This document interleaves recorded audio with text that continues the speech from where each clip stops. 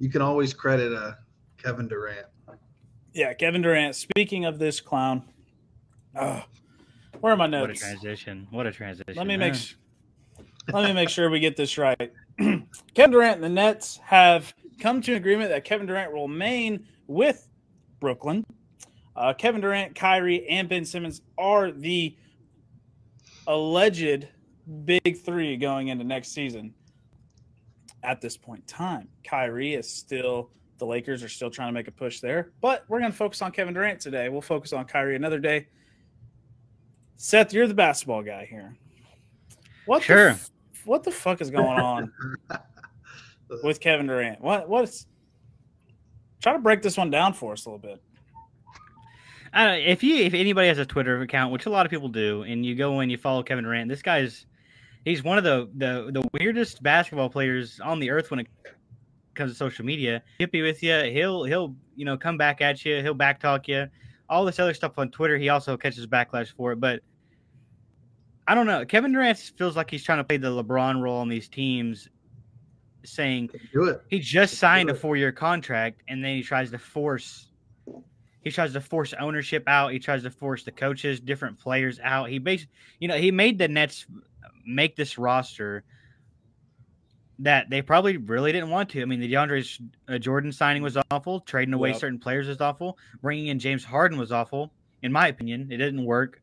Too many dominant ball handlers. And then you go and get rid of Harden for Ben Simmons, who hasn't even played yet. So then you step into the next story where Kyrie wants to leave. He's thinking about getting traded. KD requests the trade. And then he says, well, you need to fire Nash and the GM. The Nets, no. The Nets basically throw hey, you just signed a 4-year contract. You're not going anywhere. And then KD, okay, I'll play basketball. It's the weirdest thing. Like, he's doing this because he can be successful with Kyrie and Ben Simmons.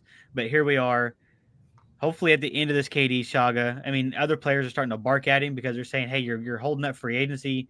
Dudes can't find jobs because you're out here playing around, KD. Please pick it up. It's wild.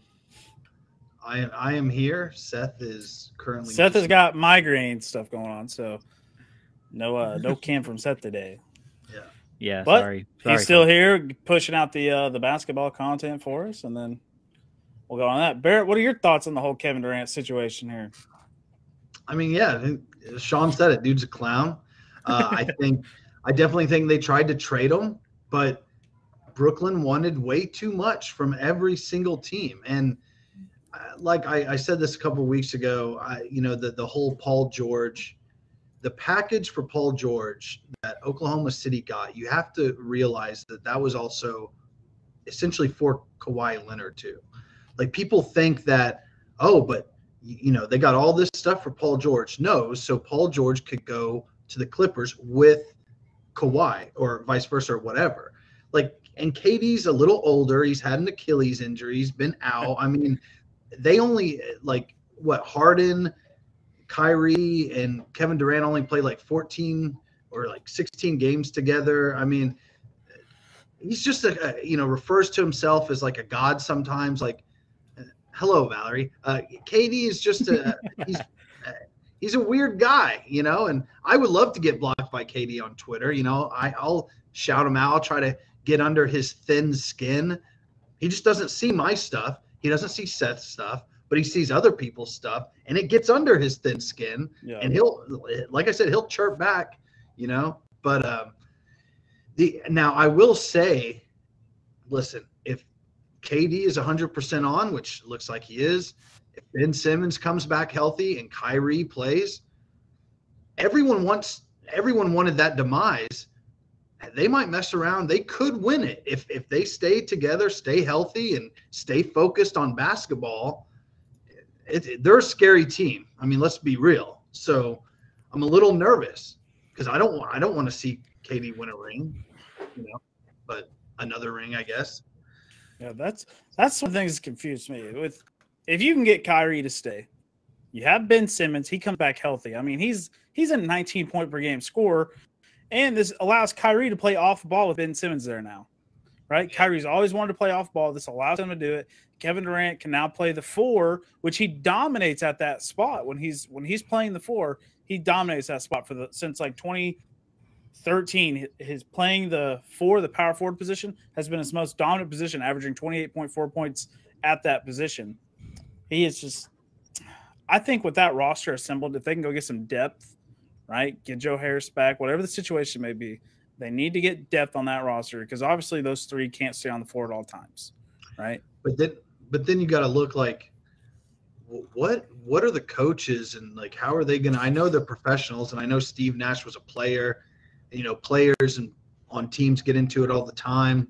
Like, how's that dynamic gonna be? Like, it's just all weird. You know what I mean? It's gonna be uncomfortable. It has to be uncomfortable for Steve Nash.